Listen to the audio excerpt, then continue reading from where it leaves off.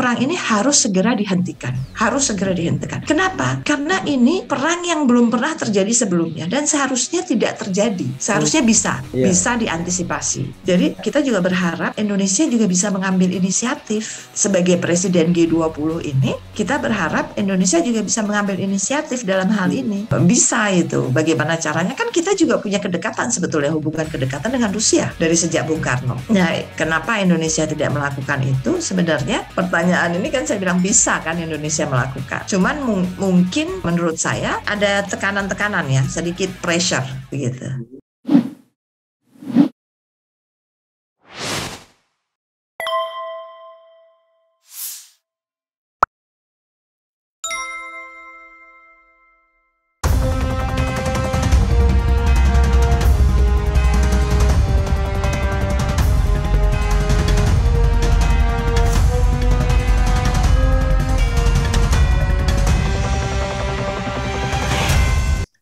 Assalamualaikum warahmatullahi wabarakatuh, Sobat RH sekalian.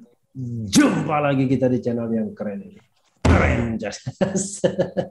Jadi walaupun saya punya tamu seorang ibu-ibu, kalau bahasa politik di sini emak-emak ya. Kemarin ada emak-emak yang bilang minta Jokowi mundur, tapi ini bukan bagian dari emak-emak itu. Ini adalah emak-emak yang sudah go internasional. Yaitu sekarang ada di Turki, Bu Nur Hayati Ali Assegaf. Assalamualaikum warahmatullahi wabarakatuh, Bu Nur. Waalaikumsalam warahmatullahi wabarakatuh, Bung Refli yang keren, makin keren aja, Bu. Keren, jelas. Bu Nur, saya tahu Bu Nur sekarang balik lagi ke Ankara, ya? Iya betul. Nggak ada murkanya tadi kan? Ini sudah Ankara yang baik sih. Ankara yang baik ya, bukan Ankara pula, Ankara ya. Jadi iya betul. Tetap Turki itu jangan lupa Sobat Era sekalian, Ankara bukan Istanbul. Bu Nur ngajar di mana, Bu Nur? Saya lupa, di Universitas Ankara Haji Bayram Veli University. Oke, ya begitulah. Pokoknya Ankara University di Ankara. Nah, betul. Mengajar tentu hubungan internasional ya. Iya betul. Nah, ini Sobat Era sekalian tentu pengen tahu ya, bagaimana situasi antara Ukraina dan Rusia. Setelah Rusia melakukan invasi, kira-kira sudah hampir berjalan 3 atau 4 minggu ya. Karena kenapa menariknya? Ada 2 hal yang membuat saya tertarik, Bu Nur. Kenapa saya menghubungi Bu Nur? Walaupun di waktu video ini dibuat di Indonesia bagian barat ini sudah pukul 8:30 malam. Di sana jam berapa, Bu Nur? 8:30. Setengah 9 ya, setengah 9 ya. Masih masuk akal ya saya menghubungi Bu Nur. Walaupun baru selesai mengajar. Saya coba mengklik informasi ini. Ternyata jarak antara Turki dan Ukraina itu hanya 1.700 km. Saya bilang Palembang bolak-balik aja udah 1.000 itu ya. Jadi nggak jauh-jauh amat sesungguhnya. Dan yang kedua saya dengar katanya ada perundingan hari ini bahkan yang difasilitasi oleh Turki yang mempertemukan kedua belah pihak. Silakan Bu Nur melihat overview mengenai situasi setelah Rusia menginvasi Ukraina, terutama yang dirasakan di sekitar Turki dan tentu di Eropa secara keseluruhan. Menurut penglihatan pengalaman Bu Nur. Ya, jadi menarik sekali, Bung Refli, kalau kita mencermati diplomasi Turki ya di dalam hal perang antara Rusia dan Ukraina nih. Kenapa saya katakan diplomasi Turki? Karena peran diplomasi Turki ini sangat dibutuhkan. Ya, mengapa? Karena Turki punya hubungan yang baik dengan kedua negara ini. Dan Turki punya ketergantungan yang luar biasa terhadap kedua negara ini juga. Gitu. Nah, letak Turki ini sangat strategis, ya, karena Rusia ini kalau mau apa-apa ya lewat Turki, kan Turki punya namanya Bosporus tuh, Dardanella namanya. Iya, namanya. Ada selat Dardanelles itu ya, yang sama Bosporus itu. Nah, ini sehingga ya ketika Rusia menyerang ke Ukraina ini, Uni Eropa kan Barat istilahnya kan kemudian langsung apa namanya menjatuhkan sanksi ekonomi terhadap Rusia gitu ya. Jadi artinya karena Ukraine adalah bagian dari EU yang apa namanya yang notabene Ukraine merasa ditinggalkan oleh Uni Eropa. Yeah. Nah, mereka kan kebingungan ini mencari siapa yang bisa memfasilitasi. Karena kalau Uni Eropa atau Western yang mengundang Rusia, pasti Rusia nggak mau. Oke. Gitu kan? Ya kan, Rusia pasti akan mengatakan tidak. Sementara kalau misalnya kan UN Security Council kan sudah melakukan apa namanya sebetulnya rapat ya. Tetapi kalau misalnya Dewan Keamanan PBB ini apa namanya memberikan misalnya menjatuhkan sanksi pun pasti akan diveto oleh dua negara. Ya, dan Rusia dan Cina. Ya. Rusia pun punya hak veto dan Cina pasti akan memveto juga gitu kan. Jadi tidak berdaya. Artinya di dalam menghadapi perang ini banyak negara-negara Western itu yang merasa membutuhkan peran negara lain. Makanya kemarin kan sempat Bung Refli saya dengerin kan membahas mengenai bagaimana diharapkan Indonesia sebagai presiden dari G20 bisa mengambil inisiatif ini, begitu kan? Nah, menariknya Turki ini dia punya inisiatif ya yang lalu membuat diplomasi forum gitu ya, diplomasi forum Antalya Diplomasi Forum.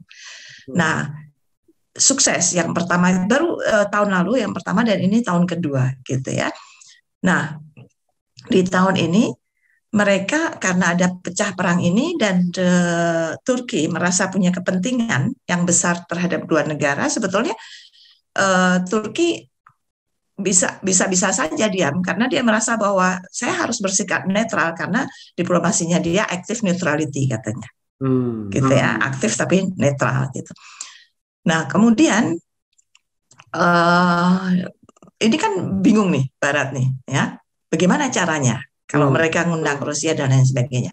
Kemudian Turki yang berinisiatif bahwa Erdogan ini kan selama ini sangat dipojokkan ya posisinya di Western karena dianggap sebagai Islamic leaders gitu ya. Menurut saya Islamic leaders yang begitu kuat gitu ya dan dikhawatirkan kekuatannya akan apa namanya merubah konstelasi global gitu karena apa namanya Turki ini kan anggota dari NATO juga begitu. Turki bersahabat dengan Rusia dekat. Turki itu sebetulnya sama Rusia itu apa namanya benci tapi rindu gitu. Baik tapi juga rival gitu ya. Jadi rival yang saling membutuhkan ya. Betul. Jadi hubungan mereka ini menurut saya cerdas gitu. Bagaimana dua-duanya saling tahu kapan saatnya mereka butuh, kapan saatnya mereka rival, tapi memang hubungannya baik gitu ya. Hubungannya terjaga dengan baik. Kadang-kadang ya ini juga kadang-kadang siapa berpihak kepada siapa, dimanfaatkan siapa, begitu kan, tergantung kebutuhan kan. Makanya ada kata-kata there is no apa namanya friends ya, apa istilahnya, yang teman sejati atau lawan sejati. Iya. Tidak ada lawan kan? Dan teman yang sejati. Yang ada adalah kepentingan. Ya. Nah, ini dalam memainkan hal ini tinggal tergantung kan bagaimana kita memainkan peran ini kan begitu. Nah, kemudian di acara di Maret itu tanggal 10 Maret sebelum diplomasi forum Turki mempertemukan antara Rusia dengan Ukraina. Nah, ini disambut sangat baik 10 Maret lalu ya? 10 Maret ya. 10 Maret yang lalu itu Turki memfasilitasi pertemuan antara Rusia dengan Ukraina. Gitu. Nah, pertemuan ini meskipun pertemuan pertama ini belum menghasilkan apa-apa gitu ya, karena kedua belah pihak kan baru ketemu. Kemudian saling punya argumentasi lah. Artinya Rusia mau ceasefire, kan yang diharapkan ceasefire, gitu kan, gencatan senjata. Ya. Tapi Rusia mengajukan mengajukan syarat yang tidak bisa diterima oleh Ukraina. Ya. Jadi artinya pertemuan pertama itu belum berhasil, begitu. Tapi tidak kemudian sama sekali hilang begitu saja. Jadi kemudian mereka membuat kesepakatan lagi bahwa akan ada pertemuan berikutnya, begitu. Jadi di saat itu belum berhasil, mereka bilang oke, kita akan bicarakan lagi kemudian, gitu. Nah, kemudian hari ini pertemuan lagi delegasinya Turki dan delegasi Rusia dan delegasi Ukraina. Menariknya pertemuannya di Istanbul kali ini. Oke, kemarin di Antalya. Di Antalya, oke. Yang kemarin di Antalya, diplomasi itu diplomasi forumnya itu dihadirin oleh banyak sekali. Jangan lupa hadir pula di saat di pertemuan itu di diplomasi forum itu Sekjen NATO. Sekjen NATO hadir. Tidak mislead ya. Ada diplomasi forum, ada pertemuan Ukraina dan Rusia. Sebelum diplomasi forum, ya. Oke, dua hal yang terpisah ya. Iya, betul. Tetapi dua-duanya juga hadir di diplomasi forum. Oke. Jadi sebelum diplomasi forum, mereka bertemu dulu antar dua delegasi ini ya. Betul. Yang ditengahi oleh Turki, begitu kan, difasilitasi oleh Turki, gitu. Nah, kemudian mereka juga hadir di diplomasi forumnya, gitu. Nah, di acara diplomasi forum yang Antalya itu dihadiri banyak sekali. Mereka hadir, ya, Sekjen NATO semua, karena juga ingin bertemu dengan kedua negara ini. Sebetulnya mereka ingin sekali bisa juga berbicara kepada dua belah pihak ini, begitu, termasuk Sekjen NATO itu, begitu kan, mengapa mereka hadir. Nah, kemudian itu bukan deadlock ya. Kalau NATO itu Ukraina itu anggota NATO. Ukraina itu kenapa sampai ribut mau perang? Karena Ukraina mau ditarik menjadi anggota NATO. Belum. Rusia yang nggak mau. Rusia yang nggak mau karena Rusia nanti anggota NATO nggak? Rusia tidak juga. Kan Turki yang anggota NATO. Oke. Turki. Jadi di sekitar nggak mau karena di sekitar situ kalau semua jadi anggota NATO kan dikeroyok nanti Rusianya. Iya. Itu yang Rusia nggak mau. Ukraine kan sudah jadi part of Uni Eropa.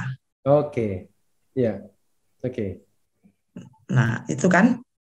Nah, jadi kan ditarik untuk menjadi anggota NATO itu yang Rusia nggak mau, begitu. Nah, kemudian yang lebih menarik lagi, Bang Refli, ini pertemuan yang hari ini itu dihadiri juga oleh pengusaha, ya, jadi konglomeratnya Rusia. Yang dia jadi involve, gitu ya, dia mau karena dia pengen Rusia aman, ya, nggak perang, gitu kan.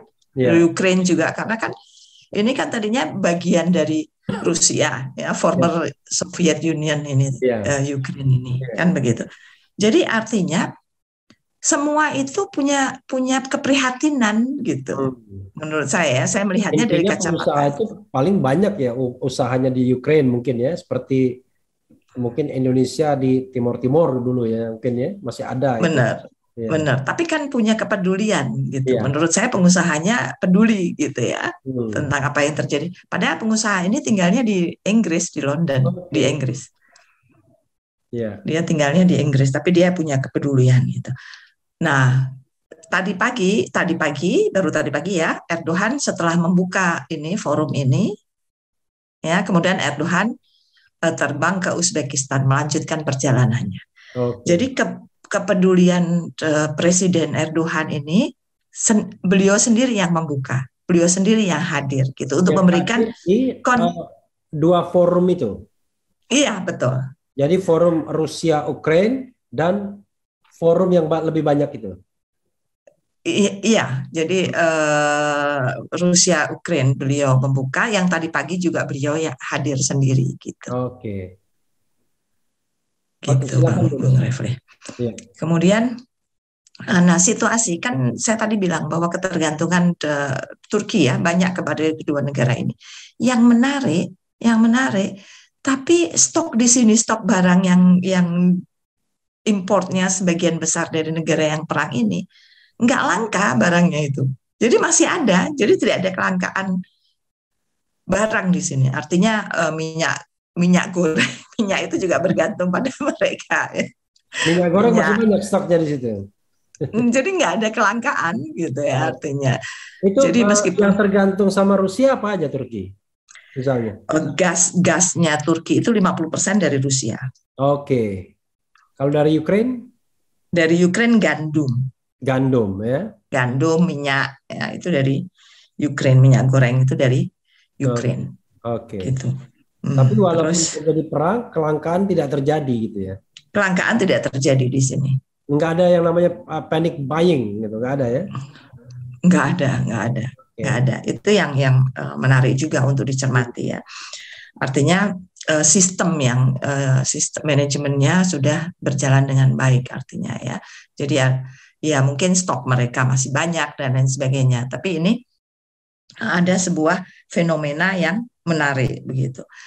Nah, kalau kita lihat masyarakatnya bagaimana, Turki Ya. ini termasuk destinasi favorit dari Rusia, warga negara Rusia. Jadi turisnya Oke. besar banget dari Rusia gitu ya. Hmm. Kalau kalau Bung Refli misalnya di Istanbul maupun ke Kapadokia itu banyak turis dari Rusia.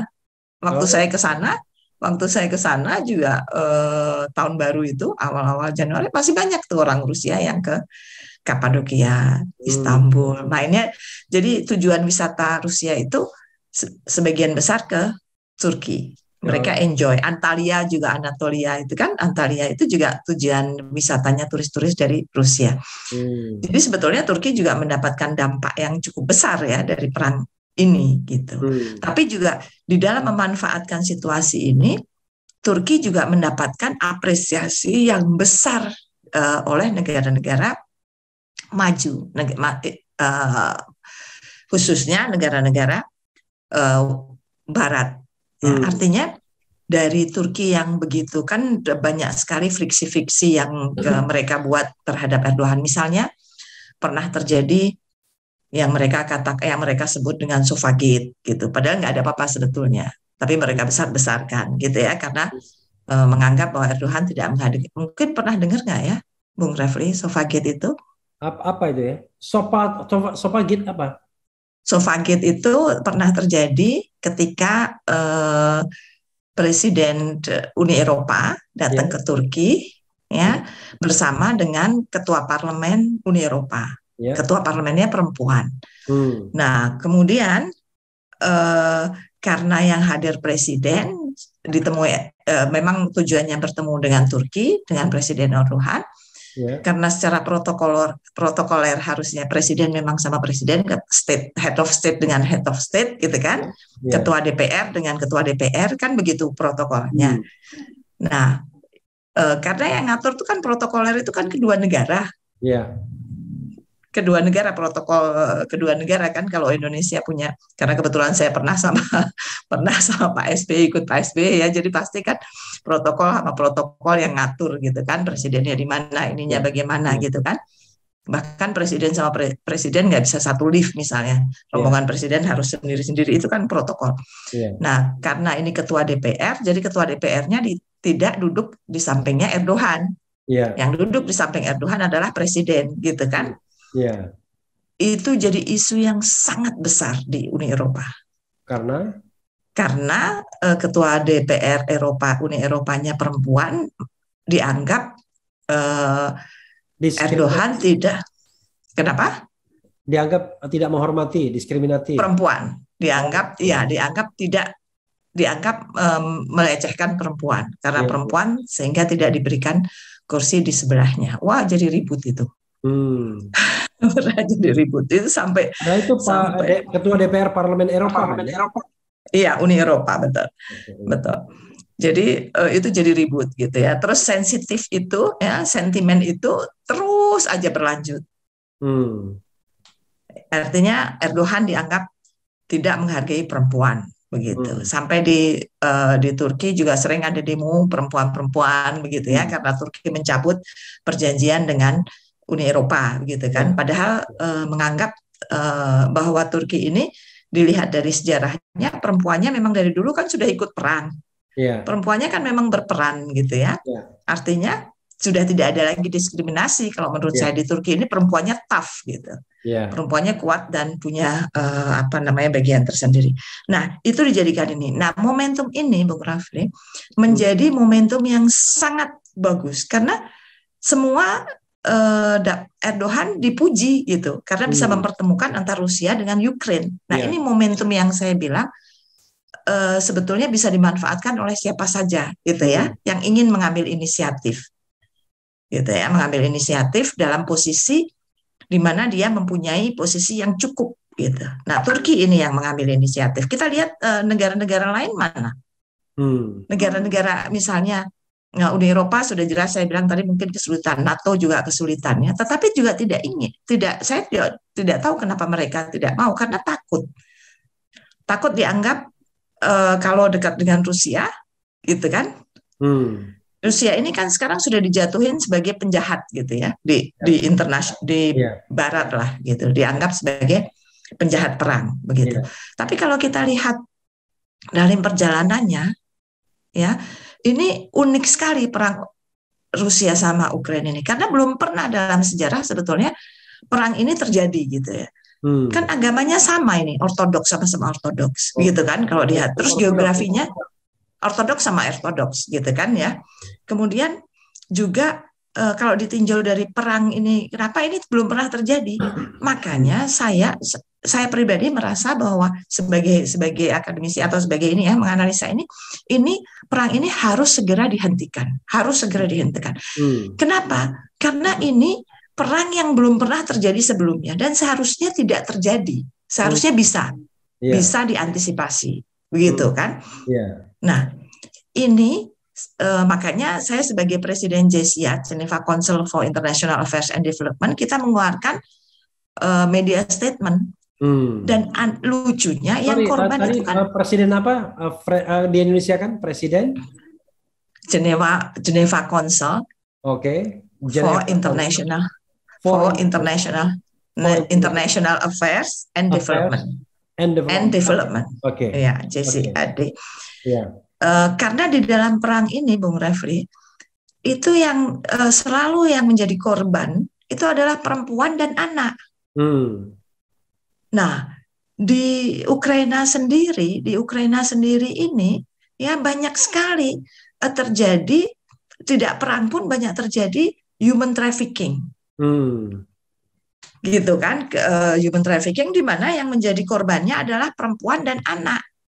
Gitu. Jadi kita mengeluarkan, dan kemudian lucunya lagi grup di Uni Eropa ini, Barat ini kan di Ukraina ada juga kelompok Muslim gitu ya, yang non Ukraine gitu kan. Jadi ada yang dulu dari perang dulu kan, former Soviet Union ini kan tidak hanya terdiri dari satu bangsa. Nah, ini ada diskriminasi terhadap refuginya. Diskriminasi refugee Ukraine yang Muslim ya? Iya, jadi ini aneh gitu. Jadi memang makin terbuka. Di mana? Jadi misalnya iya di Eropa, misalnya Polandia mengatakan bahwa kita nggak terima kita terima Ukraine ya, refugee dari Ukraine. Padahal dia nggak terima refugee dari Suriah. Jadi kelihatan sekali kepentingannya. Jadi ini buat saya sangat menyedihkan ya. Makanya seharusnya tidak begitu cara menanganinya. Nah, ini bagaimana?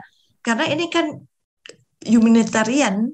Ini kan kemanusiaan masalahnya, bukan masalah agama gitu.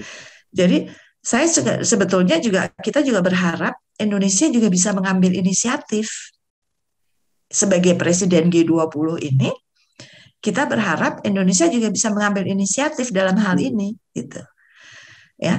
Kalau kalau kita punya, kalau Turki punya forum diplomasi, ya, Sorry, diplomasi G20 itu Rusia anggota, anggota, Rusia anggota, Cina anggota, Turki Ukraina anggota, enggak, Ukraina enggak. ya, dia enggak masuk Tapi kan Uni G20. Eropa kan, ya, Oke, oke, ya, oke, ya kan. Nah, ya, bisa itu. Bagaimana caranya? Kan kita juga punya kedekatan sebetulnya, hubungan kedekatan dengan Rusia dari sejak Bung Karno. oke. Iya Ya, kan, waktu, kita waktu kan, Uni Soviet dulu ya, bahkan iya, kita menyumbang masjid di mana? Samarkand, ya di mana? Di yang Bosnia itu ya. Hah? Kita kan kalau nggak salah Bosnia ya, yang kita bikin Bukan bangun di masjid. Kalau itu Rusia saya nggak tahu malah. itu di Gimana Uni ya? Sovietnya sih sebenarnya. Di salah satu daerah di Uzbekistan atau Kazakhstan ya, tapi itu dapetnya antara Samarkan, iya, Samarkan itu di Uzbek. Uzbek ya. Saya kalau Samarkan. Ada Jadi, apa Imam Bukhari katanya di situ iya makamnya. betul betul di Uzbek itu di Uzbekistan. Jadi artinya ini sebetulnya Indonesia bisa mengambil inisiatif juga gitu, dan kita Hmm. berharap Indonesia di dalam sebagai presiden G20 ini bisa melakukan satu terobosan seperti kita kan punya di sini ada Antalya Diplomasi Forum ya. Ya. Kita dulu punya namanya Demokrasi Forum, Bali Demokrasi Forum. Oh iya, Bali Demokrasi Forum ya. Dulu kan sangat bergengsi itu Zaman zamannya di zaman zaman SBY Pak ya. SBY. Ya. Nah sayangnya kan itu mungkin mati suri atau saya nggak tahu juga gimana. Tapi dulu itu sangat Karena Pak Jokowi nggak bergengsi. tertarik lagi yang begitu-begituan. Nah, saya kira apa Karena namanya. kan orientasi itu kan ada inward looking, ada outward looking ya kan. In out itu ada dua-duanya. Kalau ini kayaknya lebih orientasi ke dalam. Jadi, jadi artinya saya benar-benar berharap apa namanya Indonesia bisa juga mengambil inisiatif ini karena ini bukan masalah apa-apa lagi, tapi ini masalah humanitarian, kemanusiaan, di mana di dalam perang selalu yang ter, yang menjadi korban itu perempuan dan anak-anak, whether you like it or not, suka atau tidak suka. Karena yang laki maju perang, kemudian istri sama anak-anaknya yang terlantar gitu kan, meskipun sekarang jadi refugee so what, ada yang menampung sekarang sudah lebih dari berapa ribu yang terbunuh, sudah 1.000 orang katanya yang meninggal, yang menjadi korban ini kan sivil, orang-orang yang tidak berdosa ya kan. Nah jadi ini saya kira bukan cuman jangan kita nggak jauh gitu ya, kita kan suka menganggap jauh masalahnya gitu ya, jauh dari Indonesia gitu kan. Tapi kalau kita kan politik kita bebas aktif, ya. Jadi sama, seharusnya kita bisa melakukan juga pendekatan-pendekatan. Kalau merasa apa namanya punya kepentingan kan kita apa namanya di konstitusi kita jelas ya bahwa negara berdasarkan apa namanya di pembukaan Undang-Undang Dasar kita kan jelas ya bahwa Kemerdekaan hak segala bangsa. nah Penjajahan gitu kan. di atas dunia harus dihapuskan. Karena Nah, peri kemanusiaan dan peri keadilan. ya itu kan jelas. Jadi berdasarkan itu kita bisa berperan sebetulnya, Bung Refri. Jadi apa namanya dengan menggunakan berbagai macam forum, misalnya G20 atau G20 yang kita sekarang menjadi presidensi, kita juga bisa memanfaatkan momentum itu, ya kan? Atau kita bisa juga hadir di dalam, kita bisa ngajak Turki juga kan, kita mau dong terlibat dalam hal apa namanya mediasi, gitu kan? Bisa Benar juga. ya, kalau saya lihat ya, negara di dunia yang bisa menyatukan Ukraina dan Rusia ini selain Turki sepertinya kan Indonesia, ya kan? Karena pertama Ukraina barangkali tidak menganggap Indonesia musuh, Rusia juga begitu kan, dan kita Betul. lagi menjadi presiden G20 kan? Iya. Pertanyaannya adalah kenapa inisiatif, walaupun saya pertanyaan yang sudah saya bisa jawab sendiri, kenapa kemudian Indonesia tidak melakukan itu? Nah, kenapa Indonesia tidak melakukan itu? Sebenarnya pertanyaan ini kan saya bilang bisa kan Indonesia melakukan. Ya. Cuman mungkin menurut saya ada tekanan-tekanan ya, sedikit pressure begitu. Ya, karena kan Rusia ini, saya bilang kalau di PBB misalnya ada veto, ada apa namanya sanksi, pasti akan diveto. Iya. Veto itu tidak hanya datang dari Rusia sendiri, tapi Cina juga akan memveto. Iya. Nah, mungkin Indonesia menganggap bahwa kalau dia berpihak takut berat ke kanan, berat ke kiri, begitu kan? Kalau berat ke Rusia, jadi saya nggak tahu pertimbangannya apa. Tapi kan ini kan tidak berpihak sebagai fasilitator ya, artinya ya betul. President of G20 kita punya legitimasi kan untuk mempertemukan kedua belah pihak tersebut, karena itu juga mengancam pertemuan G20 tahun ini kan. Joe Biden sudah ngancam kalau undang Rusia akan begini-begini dan lain sebagainya kan, dan Indonesia rasanya nggak mungkin tidak mengundang Rusia kan. Iya, betul. Semuanya sesuai dengan keanggotaannya. Jadi kenapa Indonesia tidak lebih berinisiatif gitu? Atau bahkan tidak ada inisiatif sama sekali? Saya kira itu bisa ditanyakan kepada Kementerian Luar Negeri ya, seharusnya. Nah, apa jawabannya? Saya sendiri kalau saya bilang kan sebagai individu atau sebagai yang saya bilang saya punya sebagai presiden JCI Geneva Council, kita mengeluarkan statement kan begitu, media statement, dan kita menghubungin Sekretaris Jenderal JCI ke Human Rights Council di Geneva, mengatakan bahwa ini perlu ada perlindungan gitu. Di Turki ini selain menjadi fasilitator ya mediasi, juga menampung pengungsi dari kedua-duanya, dari Ukraina dan dari Rusia. Oh, ada juga pengungsi dari Rusia? Banyak, ada. Artinya ada juga yang mereka membuka diri gitu, menampung selain dari Ukraina juga dengan dari Rusia. Rusia yang kemungkinan akan terdampak perang mungkin ya, yang perbatasan. Iya. Ya, jadi artinya Turki tidak hanya menjadi memfasilitasi mediasi, tetapi juga menampung refuginya, pengungsinya begitu. Nah, kalau misalnya Indonesia tidak mengambil inisiatif atau tidak ingin, ya itu lain lagi kan. Apalagi Bung Rafli bilang sekarang sedang menjabat sebagai presiden G20, dan ini dunia tahu begitu kan. Dunia tahu bahwa Indonesia sedang menjadi tuan rumah, di mana forum ini eventnya banyak sekali kan Bung Refli, ada 200 berapa pun, hampir 300 event kalau saya nggak salah. Itu yang dilakukan setiap bulan ada event untuk G20 ini. Nah, kita berharap juga kan ada Parliament 20, ada W20, Women 20, ada Business 20, ada segala macam. Nah, ini sekarang bagaimana mudah-mudahan nanti kemudian mungkin ya Indonesia punya keinginan. Saya yakin Indonesia punya keinginan untuk itu, karena sebagai negara yang tadi tidak suka dengan penjajahan kan begitu, dan tidak suka dengan perang, tentunya lebih suka dengan kompromis kan gitu, konsensus, dan itu kan di ASEAN juga begitu, kita menganut faham itu gitu. ASEAN sendiri kan kita paling besar. Bu Nur, nggak terasa ya sudah jam 1 pagi di tempat saya. Padahal besok saya pagi-pagi harus berangkat ke Bali. Ada ya sebelum closing statement, ada lagi yang Bu Nur ingin sampaikan? Yang penting untuk pemirsa di Indonesia ini. Ya, jadi saya sangat berharap peran Indonesia di dalam selain sebagai Presiden G20 juga sebagai negara yang cinta damai.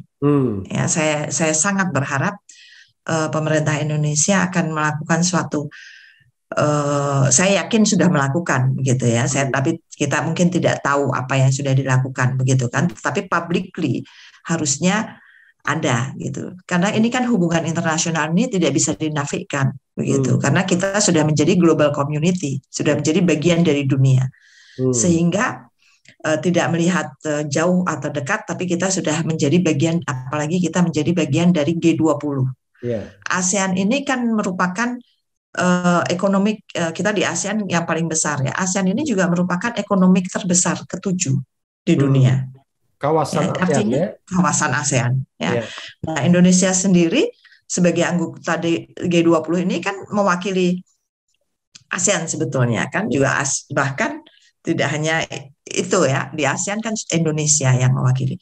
Nah, kemudian yang lain, saya khawatir Bung Refli, kalau ini nggak segera berhenti, saya pribadi ya, saya melihat dari bagaimana kawasan ini akan, kalau ini tidak segera dihentikan, gitu ya, perang ini tidak ada segera jalan keluar, misalnya ceasefire dan lain sebagainya, nanti akan kemana-mana.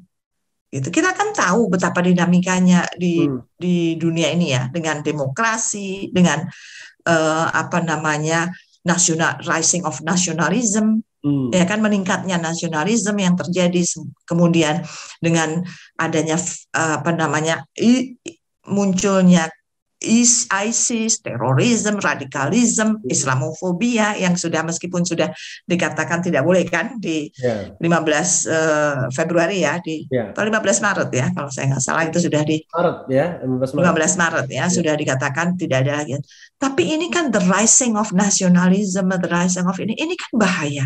Apa yang kudeta di mana-mana, masih terjadi kudeta, masih terjadi. Nah, kalau ini tidak segera ada ceasefire, ada apa namanya, kalau negara-negara acuh tak acuh seperti ini, saya khawatir akan meningkatkan eskalasi ini, gitu ya, meningkat gitu, lebih banyak lagi nanti. Saya khawatir, mudah-mudahan tidak terjadi perang dunia ketiga. Mudah-mudahan.